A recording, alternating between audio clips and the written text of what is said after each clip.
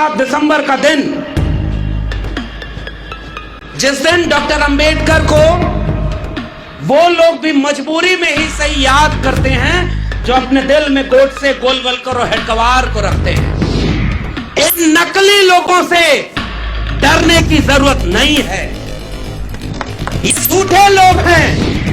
इस देश का प्रधानमंत्री जब चुनाव लड़ने जाता है तो कहता है कि मैं ओबीसी मां का बेटा हूं, ओबीसी लोग मुझे वोट दें, और दे भी रहे होंगे बहुत सारे ओबीसी लोग। मैं तो उससे एक सवाल पूछता हूं, हर मंच से जाकर सवाल पूछता हूं। चलो छोड़ दो, ओबीसी होने के बाद भी हम तो भी नहीं करते कि तुम छत्रपति साहू जी, महात्मा ज्योतिबा फूले, सावित्रीबाई फूले और डॉक्टर लोहिया और तमाम लोगों को जानते होगे। हम तो तुमसे उम्मीद भी नहीं करते, क्योंकि मेरे विश्वविद्यालय से पढ़े हो, एंटायर पॉलिटिकल साइंस किए हो और उसकी भी डिग्री तुम्हारी झूठी है, इसलिए हम तुमसे ज्यादा उम्मीद नहीं कर रहे। बन गए प्रधानमंत्री, लेकिन एक बात बताओ, अगर इस मुल्क के किसी भी कोने में जाकर तुम कहते हो कि तुम ओबीसी हो, तो इस देश में प्रधानमंत्री रहते हुए तुमने 8 साल में एक बार भी मंडल कमीशन का अगर नाम लिया हो तो मुझे बताओ, तब मैं मानूंगा कि तुम असली ओबीसी। देश को बेचते बेचते कभी माँ के साथ तस्वीर, कभी एम्बुलेंस निकल रही है भाई उसके गाड़ी को ओवरटेक करते हुए, देखा होगा आपने। एसपीजी की सिक्योरिटी में कोई गाड़ी नहीं जा सकती, एम्बुलेंस जाती है जिसमें कैमरा लगा होता है। वो टहलने जा रहे हैं तो वहां पर रैली कर रहे हैं। पूरे देश को एक हिप्नोटाइज कर लिया है। पता है क्यों कर लिया है? अगर किसी ने आरक्षण से नौकरी ली तो इस देश के कुलपति प्रिंसिपल नहीं बनाया गया कि भाई कोटे से आया है, और जब 10% सुदामा आरक्षण आया तो वो सारे चुटकुले बंद हो गए। ये कौन सा देश है भाई? कल को सिलेबस में पढ़ाया जाएगा कि एक आदमी जब बचपन में बहुत छोटा था, तालाब में भगवा झंडा डूब रहा था, तालाब में कूद गया वो बच्चा, भगवा झंडा को ले आया और मगरमच्छ के बच्चे को भी बगल में दबा कर ले आया। कुछ दिन बाद वो बच्चा भीख मांगने चला गया, रेलवे स्टेशन पर चाय बेचा, 35 साल तक तपस्या किया, उसके बाद भारत का प्रधानमंत्री बन गया। 10 लाख का सूट पहना, करोड़ों रुपए के जहाज में चलता है, लाखों रुपए उसके प्रचार पर खर्च होता है, पूरे देश को बेच दिया और फिर भी झूठ बोला। मेरा क्या है जी, हम तो फकीर आदमी झोला लेके चल पड़ेंगे। मैं आपसे कहता हूँ, इस देश में राज्यसभा में शीतकालीन सत्र शुरू हुआ है और आज ही सदी का सबसे झूठा प्रधानमंत्री संसद में खड़े होकर बोल रहा है यह देश अब अमृत काल की तरफ जा रहा है, एक नया सवेरा है। मैं उससे यहाँ रामलीला मैदान से ये सवाल करता हूँ, किस बात का सवेरा और किस बात का अमृत काल? क्या इस मुल्क को इस बात के लिए विचार नहीं करना होगा कि आजादी के 75 साल बाद जब तुमने इस देश के लोगों को गुमराह करने के लिए हर हाथ तिरंगा, हर घर तिरंगा, 2022 तक सबको घर दे देंगे, तमाम तरह के झूठे वादे किए, बुलेट ट्रेन चलाएंगे, 2 करोड़ रोजगार देंगे, 15 लाख रुपए देंगे, हवाई चप्पल वाले को हवाई जहाज में उड़ाएंगे, और ऐसा करते करते उस बेचने वाले ने सबसे पहले सपनों को बेचा और उसके बाद एक एक करके आपके हक अधिकार की जगहों को बेच दिया। इस देश में ऐसे लोग प्रधानमंत्री बन जाएं जिन्होंने इस देश को यह भरोसा दिया था कि वो बेच रहे हैं भारत को, मैं चैन से कैसे सो जाऊं, सौगंध मुझे इस मिट्टी की, मैं देश नहीं बिकने दूंगा। और जब वो प्रधानमंत्री बन जाए तो एक एक करके उन सारी चीजों को बेच दिया निजी हाथों में जो इस देश ने 70 साल में कमाया था, जैसे तैसे भी कमाया था। उसे चाय बेचते देश में किसी ने नहीं देखा, मगर देश बेचते इस देश के हर लोग देख रहे हैं, फिर भी ये मुल्क की आवाम खामोश है। मुझे अफसोस है इस मुल्क के लोगों के ऊपर। धन्यवाद। मंच पर बैठे हुए सभी सम्मानित अतिथिगण और इस दिल्ली के ऐतिहासिक रामलीला मैदान में देश के कोने कोने से आए हुए आप सभी लोगों को मेरा क्रांतिकारी जय भीम, जय मंडल, जय संविधान है, इनकलाब जिंदाबाद है। साथियों, आज जिस परिस्थिति और जिस माहौल में हम इस देश के वंचित शोषित कमेरा लोग दिल्ली में इकट्ठा हुए हैं, वी द पीपल पैगाम के इस मंच पर, इस आयोजन में, वो माहौल, वो देश की हालात बहुत मुश्किल और चुनौतियों भरे हैं। जिन वजहों से, जिन रास्तों से चलकर हमारे जैसे लोग देश के गांवों से निकलकर यहां तक पहुंचे, वो रास्ते बंद किए जा रहे हैं। मगर ऐसे वक्त में जब चारों तरफ निराशा का माहौल हो, लोग ये सोच रहे हों और आपस में बात कर रहे हों कि ऐसा लगता है कि बालू की तरह हमारी हाथ से हमारा हक, अधिकार, हमारी एकजुटता फिसलती चली जा रही है और हम उसे रोक नहीं पा रहे। मुझे दिल्ली के रामलीला मैदान का यह मंच एक उम्मीद की तरह नजर आ रहा है कि तमाम तरह से अलग अलग जिन्हें समझा जाता है, वो बहुजन वंचित शोषित समाज के लोग इस सभागार में, इस मंच पर और इस पंडाल के सामने इकट्ठा हो गए हैं। मुझे यहां से भी एक उम्मीद की रोशनी नजर आ रही है, इसलिए मैं निराश होने की बजाय उम्मीदों से अपनी बात शुरू करता हूं। उम्मीद इस सवेरे की, जिसकी रोशनी यहां जो 3 आदमकद मूर्तियां खड़ी हैं, वो यूं तो मूर्ति है डॉक्टर अंबेडकर, महात्मा ज्योतिबा फूले, सावित्रीबाई फूले की, और 6-7 दिसंबर का दिन, जिस दिन डॉक्टर अंबेडकर को वो लोग भी मजबूरी में ही सही याद करते हैं जो अपने दिल में गोडसे, गोलवलकर और हेडगवार को रखते हैं। आप अपने पुरखों के उस कद को महसूस करिए जिन्हें पहले नजरअंदाज किया गया। मुल्क की आजादी के बाद उन पर किताबें नहीं छापी गईं, इस देश में उन पर कुछ पढ़ने के लिए किताबें नहीं मिली, विश्वविद्यालयों में शोध नहीं हुआ। गोया बात नहीं करेंगे तो डॉक्टर अंबेडकर खत्म हो जाएंगे, फूले खत्म हो जाएंगे, बिरसा मुंडा का नाम लेने वाला कोई नहीं होगा। मगर आज मैं इस बात को पूरी जिम्मेदारी से कहना चाहता हूं कि इस मुल्क के किसी भी कोने में हक हुकूक के लिए कोई भी आवाज अगर उठती है तो उन आवाजों में प्रेरणा स्रोत के रूप में भारत के संविधान के साथ बिरसा, फूले, अंबेडकर और पेरियार एक नजीर, एक उदाहरण बनकर के हमारे सामने है। मिटाने वाले मिट गए और आज उम्मीदों का नया सूरज हमारे सामने। ये बात बिल्कुल ठीक है कि जितनी आबादी हमारी है, जितना हक मौका हमारे पास है, उससे तो इस मुल्क के हुक्मरान, इस मुल्क के वंचित शोषित कमेरा लोगों को होना चाहिए था।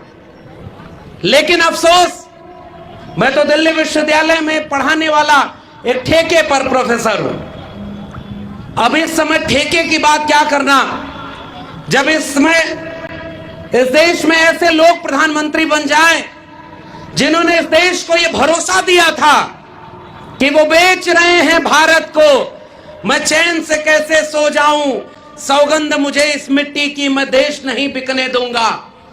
और जब वो प्रधानमंत्री बन जाए तो एक एक करके उन सारी चीजों को बेच दिया निजी हाथों में जो इस देश ने 70 साल में कमाया था, जैसे तैसे भी कमाया था।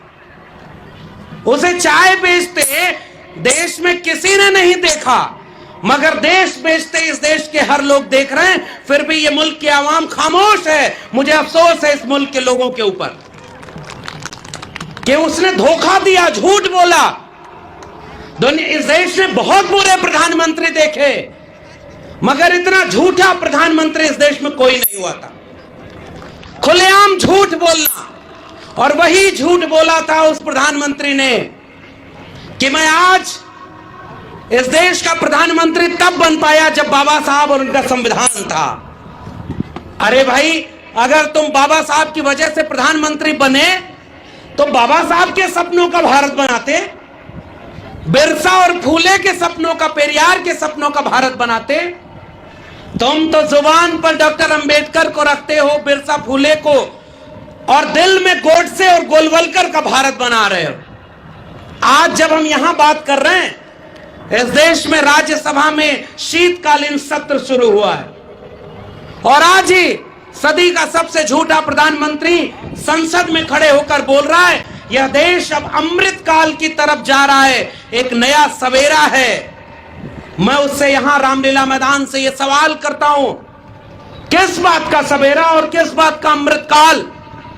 क्या इस मुल्क को इस बात के लिए विचार नहीं करना होगा कि आजादी के 75 साल बाद जब तुमने इस देश के लोगों को गुमराह करने के लिए हर हाथ तिरंगा, हर घर तिरंगा, 2022 तक सबको घर दे देंगे, तमाम तरह के झूठे वादे किए, बुलेट ट्रेन चलाएंगे, 2 करोड़ रोजगार देंगे, 15 लाख रुपए देंगे, हवाई चप्पल वाले को हवाई जहाज में उड़ाएंगे, और ऐसा करते करते उस बेचने वाले ने सबसे पहले सपनों को बेचा और उसके बाद एक एक करके आपके हक अधिकार की जगहों को बेच दिया।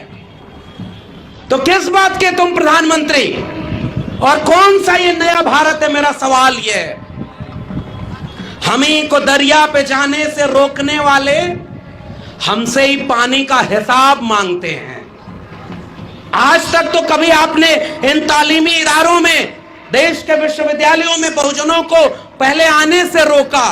मैं एक ही विषय पर बात करूंगा कि इस पूरी वंचना में सबसे ज्यादा भूमिका भारत के संविधान के कमजोर किए जाने की कैसे है। और चूंकि विश्वविद्यालय से जुड़ा हूं तो मैं ये बात कह रहा हूं कि विश्वविद्यालयों में सबसे पहले तो हमारे लोगों को आने नहीं दिया।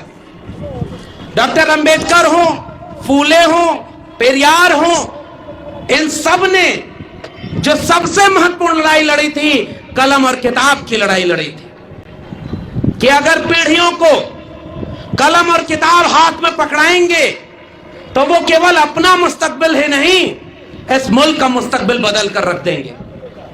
आए कुछ लोग विश्वविद्यालयों में, रिजर्वेशन तो 1997 में हायर एजुकेशन में आया, मंडल का दौर आया तो मंडल का विरोध करने वाले इन विश्वविद्यालयों, मीडिया घरानों और देश के बड़े बड़े संस्थानों में बैठे एलीट अपर कास्ट लोग जो अंग्रेजी बोल करके सोचते थे कि भारत एक डेवलपिंग कंट्री है, उन्होंने आपके बच्चों के आरक्षण का विरोध किया था।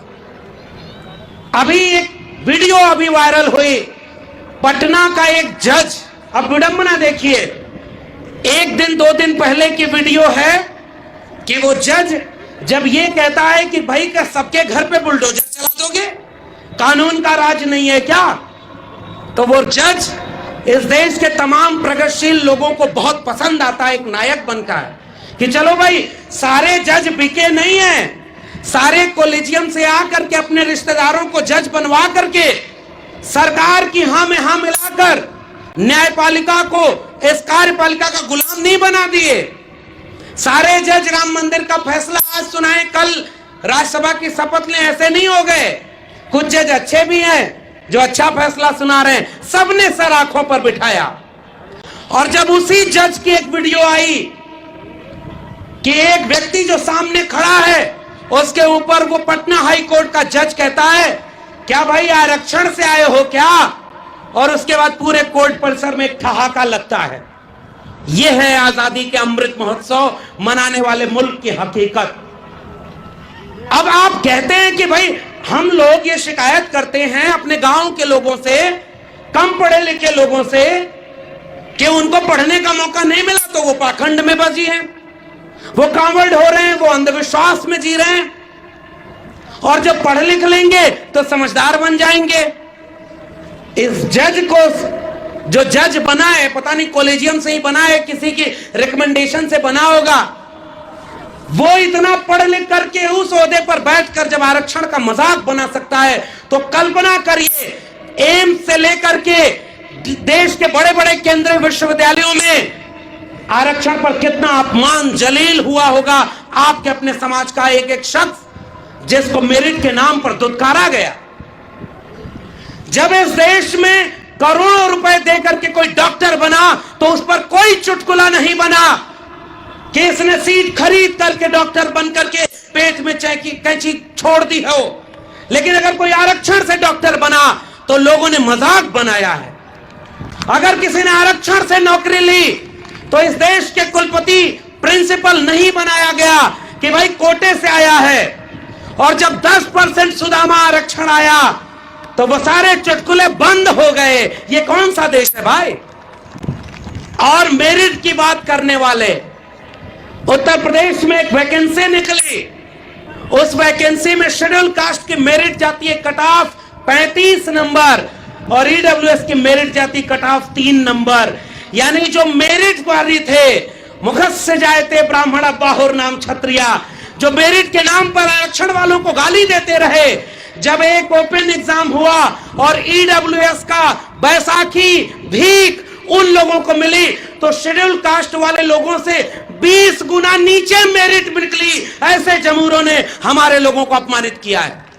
और इसलिए मैं केवल एक गुजारिश करने आपके बीच में आया हूं, इन नकली लोगों से डरने की जरूरत नहीं है। ये झूठे लोग हैं जो इस देश के 48 केंद्रीय विश्वविद्यालय तो इस समय है। इस देश का प्रधानमंत्री जब चुनाव लड़ने जाता है तो कहता है कि मैं ओबीसी मां का बेटा हूं। ओबीसी लोग मुझे वोट दें, और दे भी रहे होंगे बहुत सारे ओबीसी लोग। मैं तो उससे एक सवाल पूछता हूं, हर मंच से जाकर सवाल पूछता हूं। चलो छोड़ दो, ओबीसी होने के बाद भी हम तो तुमसे उम्मीद भी नहीं करते कि तुम छत्रपति साहू जी, महात्मा ज्योतिबा फूले, सावित्रीबाई फूले और डॉक्टर लोहिया और तमाम लोगों को जानते होगे। हम तो तुमसे उम्मीद भी नहीं करते, क्योंकि मेरे विश्वविद्यालय से पढ़े हो, एंटायर पॉलिटिकल साइंस किए हो और उसकी भी डिग्री तुम्हारी झूठी है। इसलिए हम तुमसे ज्यादा उम्मीद नहीं कर रहे। बन गए प्रधानमंत्री, लेकिन एक बात बताओ, अगर इस मुल्क के किसी भी कोने में जाकर तुम कहते हो कि तुम ओबीसी हो, तो इस देश में प्रधानमंत्री रहते हुए तुमने 8 साल में एक बार भी मंडल कमीशन का अगर नाम लिया हो तो मुझे बताओ, तब मैं मानूंगा कि तुम असली ओबीसी हो। ये गोडसे, गोलवलकर और हेडगवार के वारिस जब मौका मिलता है तो 80% हिंदुओं एक हो जाओ कहते हैं, और जब वोट लेना होता है तो ओबीसी नाम लेते हैं। मंडल कमीशन आया तो मंडल के विरोध में कमंडल लाने वाले लोग कौन थे? मंडल किसके लिए आया था भाई?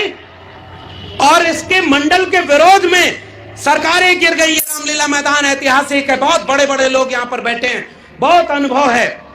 भाई हमारे जैसे लोगों के पास क्या है? दिल में जो है वही ज़बान पे है और कोई खास बात नहीं हम में, इसलिए हम यहां सच बोल रहे हैं। और ठेके पे प्रोफेसर होने के बाद भी हम जानते हैं कि इतना बोलने के बाद कोई प्रोफेसर की नौकरी क्या ही देगा। जब झंडे वालान से तय हो जाए कि वाइस चांसलर कौन बनेगा तो हमको पता है कि हमारा सच क्या है। लेकिन मैं केवल इसलिए ये बात बोलता हूं कि मैं इस मंच पर खड़े होकर के भी वही सच दोहरा रहा हूं।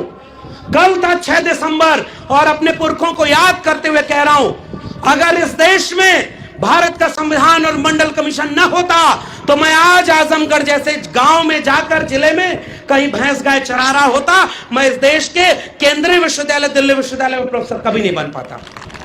तो अपनी मेरिट के दम पर तो यहां तक आ गए, और अब तुम्हारे भरोसे भीख मांग करके या झंडे वालान में घुटने टेक करके तो नौकरी मांगने नहीं जाएंगे। बहुत सारे लोगों को नौकरी मिल गई, बहुत सारे लोग SC ST OBC घरों के वाइस चांसलर बने बैठे हैं, बड़े बड़े पदों पर हैं।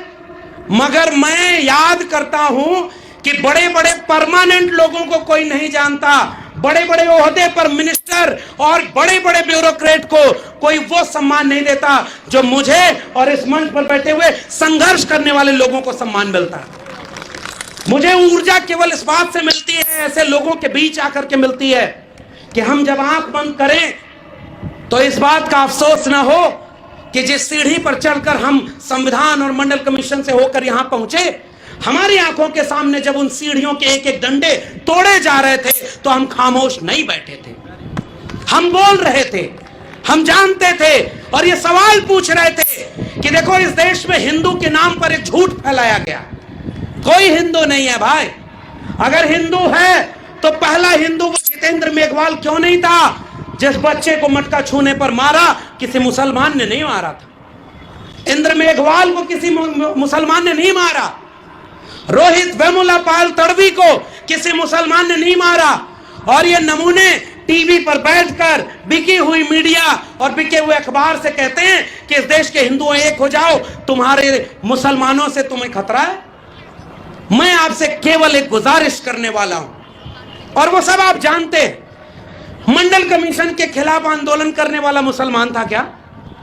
जब हायर एजुकेशन में 2006 में मंडल पार्ट 2 लागू हो रहा था तो उसका विरोध दिल्ली विश्वविद्यालय, जेएनयू और एम्स में खड़े होकर मुसलमान कर रहे थे क्या? अरे भाई, मंडल का लाभ, आरक्षण का लाभ इस देश के उन्हीं SC ST OBC को ही तो मिलने वाला था। तो मंडल के विरोध में कमंडल कौन लेके आया? मंडल के विरोध में रथ यात्रा कौन लेके चला? और इसलिए आज भी कह रहा हूं, अगर इस देश का प्रधानमंत्री OBC है, 27 कैबिनेट मिनिस्टर्स ने OBC बना दिए, तो एक बात बताओ, प्राइवेट सेक्टर में आरक्षण, प्रोन्नति में आरक्षण यानी प्रमोशन में reservation, education reform, land reform, वित्तीय निगमों की स्थापना, ये सारी तो मंडल कमीशन के रिकमेंडेशन है। एक झूठा OBC प्रधानमंत्री अगर आज भी सच्चे में डॉक्टर अंबेडकर और मंडल को याद करता है तो आज ही घोषणा करे कि जाति जनगणना कराएगा और प्राइवेट सेक्टर में भी रिजर्वेशन लागू करेगा। हमारी ये मांग होनी चाहिए और इस मंच पे यही मांग है। पूरा देश को बेच रहा है, पूरे देश को बेचते बेचते कभी मां के साथ तस्वीर, कभी एम्बुलेंस निकल रही है भाई उसके गाड़ी को ओवरटेक करते हुए, देखा होगा आपने। SPG की सिक्योरिटी में कोई गाड़ी नहीं जा सकती, एम्बुलेंस जाती है जिसमें कैमरा लगा होता है। वोट डालने जा रहे हैं तो वहां पर रैली कर रहे हैं। पूरे देश को एक हिप्नोटाइज कर लिया है। पता है क्यों कर लिया है? क्योंकि उसे पता है कि इस देश के 90% कमेरा लोग अभी भी अपने बच्चों के भविष्य की चिंता नहीं कर रहे।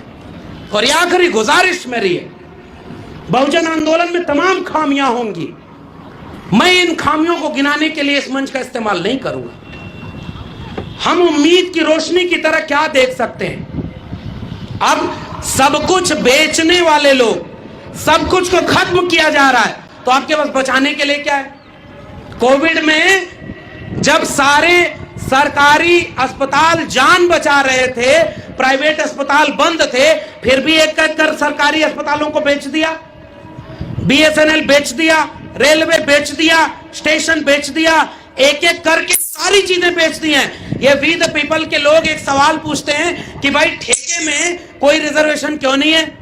इस देश के 90% लोगों के पास 90% जमीन क्यों नहीं है? और आखिरी चीज उसमें जोड़ लीजिए, नई शिक्षा नीति के चलते 2020 में जो नई शिक्षा नीति आई उसने आपके बच्चों की शिक्षा को हमेशा हमेशा के लिए उन्हीं अंबानी और अडानी के निजी हाथों में बेच दिया है और हमारे और आपके बच्चों को अब कोई शिक्षा नहीं मिलने वाली है। ये इस देश में हो चुका है। संविधान बचा रहेगा।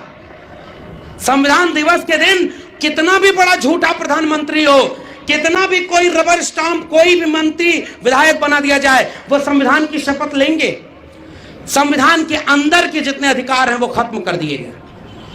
और इसलिए नई शिक्षा नीति, आप गांवों में जाकर देखिए, सरकारी स्कूलों में किन के घरों के बच्चे पढ़ते हैं? सबसे ज्यादा 90% कमेरा लोगों के घरों के बच्चे सरकारी स्कूल में पढ़ते हैं। जहां न इमारत है न शिक्षक हैं, तो शिक्षक की जरूरत नहीं है। और सिलेबस बन रहा है नया नया। कुछ दिनों बाद आप किताब में पढ़ेंगे जैसे सिनेमा बन रहा है, पता है ना, कुछ जो टीवी एक्टर, सिनेमा के एक्टर, विमल पान मसाला, दाने दाने में केसर का स्वाद, और कभी ना अपने गुटखा खाते हैं ना अपने बच्चों को गुटखा खाते खिलाते हैं, और पूरे देश के लोगों को गुटखा खिला रहे हैं, पान मसाला खिला रहे हैं कि नहीं? वैसे ही उनके घरों के बच्चे Ashoka, Galgotia, Amity, Lovely Professional universities में पढ़ते हैं। और आपके बच्चों के लिए जो DU, JNU, जामिया, इन विश्वविद्यालयों में जहां की नाम मात्र की फीस थी, पहली पीढ़ी के हम लोग आए और पूरे विश्वविद्यालय को बेच दिया। हमारे भोजपुरी में कहावत है, खेलब न खेले देव, खेलब बिगाड़ब। अब जो हमारे जो जो जो रिजर्वेशन का विरोध किया, नहीं रोक पाए। पहली पीढ़ी के लोग प्रोफेसर बन गए, नहीं रोक पाए।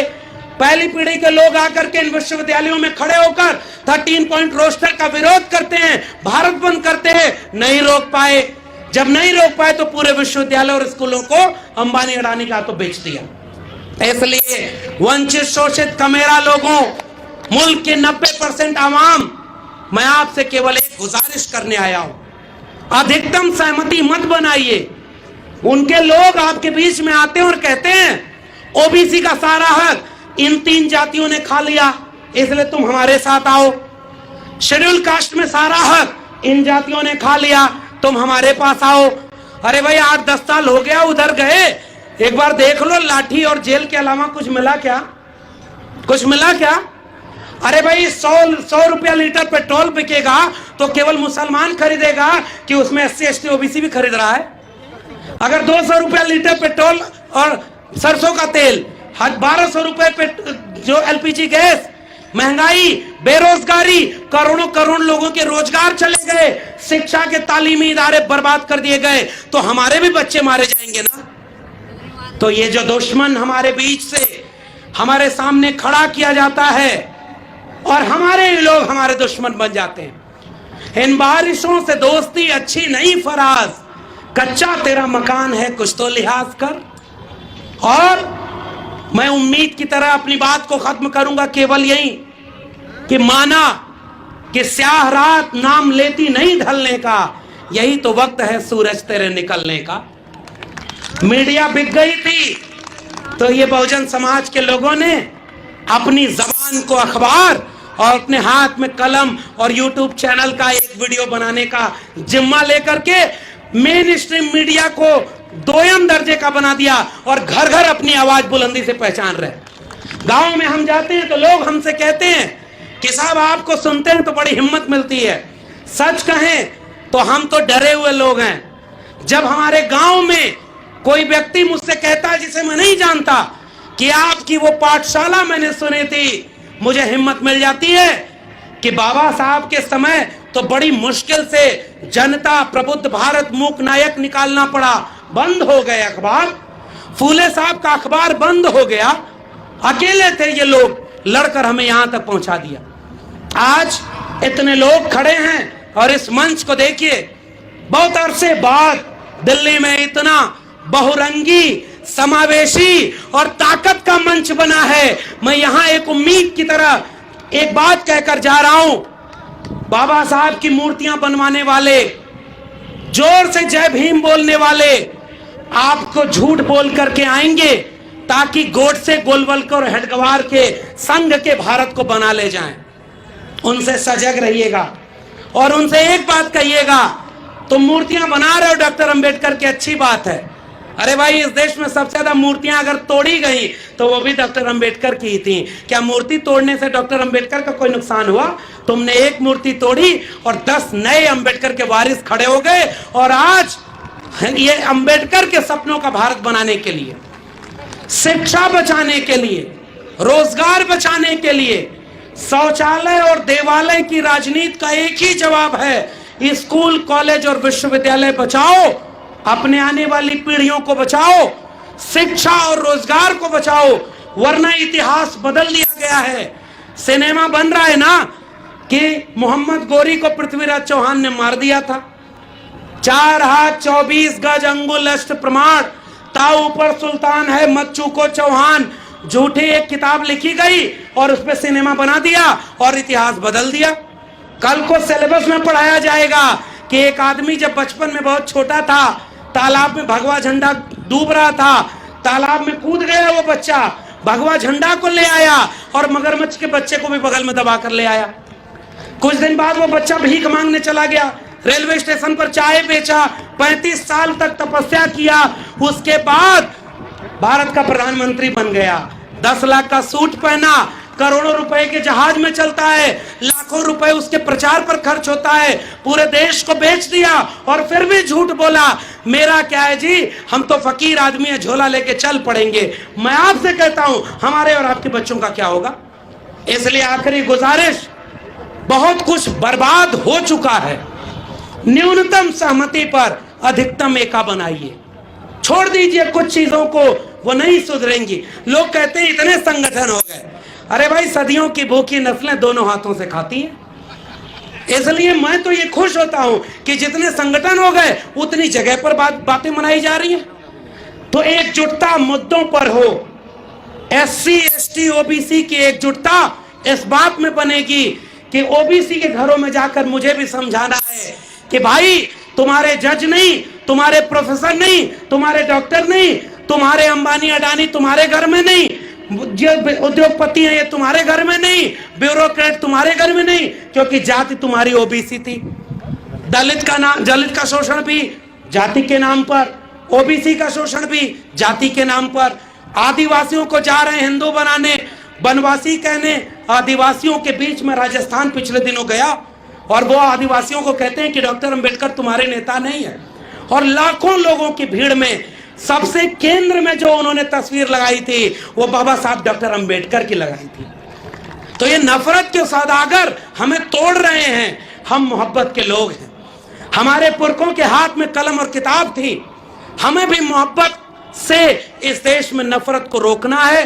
भारत का संविधान और मंडल कमीशन में जब तक थोड़ी भी असर बाकी रहेगी और एक उम्मीद की तरह से 1-1.5 साल बचा है, कम से कम उतना भारत बचा लीजिए, उतना संविधान बचा लीजिए, उतना मंडल कमीशन की रिपोर्ट बचा लीजिए जितना हमें विरासत में मिला। वरना आने वाली पीढ़ियां जब हमसे पूछेंगी ये सब कुछ हो रहा था तो तुम क्या कर रहे थे, मैं कम से कम सुकून से कह सकूंगा कि बिना अपनी नौकरी की चिंता किए, बिना बुलडोजर की चिंता किए, बिना जेल की चिंता किए, हम कुछ जुनूनी लोगों के साथ कंधे से कंधा मिलाकर इस मुल्क के आईन, इस मुल्क के दस्तूर और इस मुल्क के मंडल कमीशन को बचाने की लड़ाई लड़ रहे थे। बहुत बहुत धन्यवाद। जय भीम, जय मंडल, संविधान जिंदाबाद, उल गुलाम जिंदाबाद, इंकलाब जिंदाबाद। जय भीम, जय भारत, जय संविधान, नमो बुद्धाय। Gautam Ratna. Hello friends, welcome. बहुजन समाज और महिलाओं पर अत्याचार होने पर हम दिलाएंगे न्याय और दिखाएंगे बहुजन महापुरुषों का इतिहास और पढ़ाएंगे आपको बाबा साहेब भीमराव अंबेडकर द्वारा लिखा हुआ भारत का संविधान। हमारे चैनल लाइक, शेयर, सब्सक्राइब करना मत भूलिएगा। चैनल आर्थिक समस्या से गुजर रहा है। अगर आप बहुजन समाज में बाबा साहेब अंबेडकर और तथागत बुद्ध की विचारधारा को अधिक से अधिक लोगों तक पहुंचाना चाहते हैं तो हमें आर्थिक सहयोग प्रदान करें ताकि हम अपने चैनल के माध्यम से देश विदेश में समता, बंधुता, एकता और संवैधानिक अधिकारों को ज्यादा से ज्यादा लोगों तक पहुंचा सकें। आप अपनी सहायता राशि नीचे लिखे खाते में जमा करा सकते हैं। खाता धारक गौतम रत्ना, खाता संख्या 3169576865 IFSC कोड SBIN 0060336, बैंक भारतीय स्टेट बैंक। आप हमारे बैंक खाते का विवरण स्क्रीन पर भी देख सकते हैं। मैं गौतम रत्ना गौतम फिल्म्स प्रोडक्शन में आपका स्वागत करता हूं। आप हमारे प्रोडक्शन हाउस के अंदर अपना कैरियर बना सकते हैं as a film director, as a producer and actor and actress and editor and cinematographer also. अगर आपको फिल्म से रिलेटेड कुछ भी प्रोजेक्ट आपको बनवाना है तो हमारे पास में पूरा सेटअप है जिसमें फिल्म कैमरा है, शूटिंग लाइट्स है और एडिटिंग है। सारा A to Z एक ही जगह पर आपको हमारे यहाँ पर मिल जाएगा। तो दोस्तों, आप हमें कांटेक्ट कर सकते हैं हमारे नंबर्स पर 9810085714 और 8510005714। हमारे वेबसाइट पे विजिट कर सकते हैं www.filmserviceindia.com और हमें मेल भी कर सकते हैं gautamfilmsproduction@gmail.com पर। जय भीम, जय संविधान, जय भारत, नमो बुद्धाय। धन्यवाद।